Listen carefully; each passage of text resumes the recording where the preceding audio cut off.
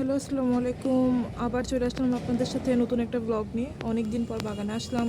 এই কদিন প্রচুর বৃষ্টি ছিল। আজকে ভাবছি কিছু পুঁই শাক নিয়ে যাব, আর সাথে কিছু পাট শাক নিয়ে যাব পাট শাকের বড়া বানানোর জন্য। বেশ অনেক দিন যেহেতু বৃষ্টির কারণে বাগানে ওঠা হয়নি, সেজন্য আজকে অনেক দিন পর দেখতে ওখানে একটা বিড়াল। এটা আমাদের পালিত না, বাট এটা আমাদের ছাদে থাকে।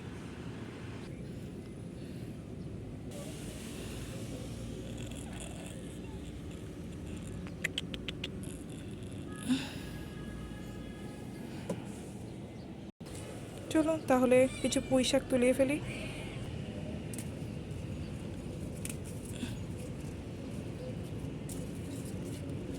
বেশি তুলবো না, অল্প তুলবো, কারণ গরুর মাংস রান্না হবে। সাথে জাস্ট অল্প একটু পুঁই শাক, কারণ গরুর মাংস রান্না হলে তো আর সেটা আসলে বাকি সবজি খাওয়া হয় না, তাই আমি অল্পও তুলবো।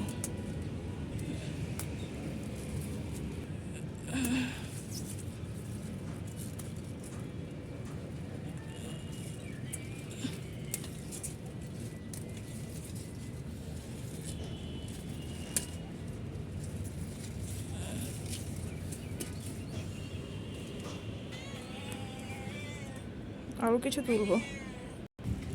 বাগান করবো না আর ভ্যাট দিব না তা কি হয়? আরেকজন আদর খাওয়ার জন্য। এই যে ও প্রেগনেন্ট।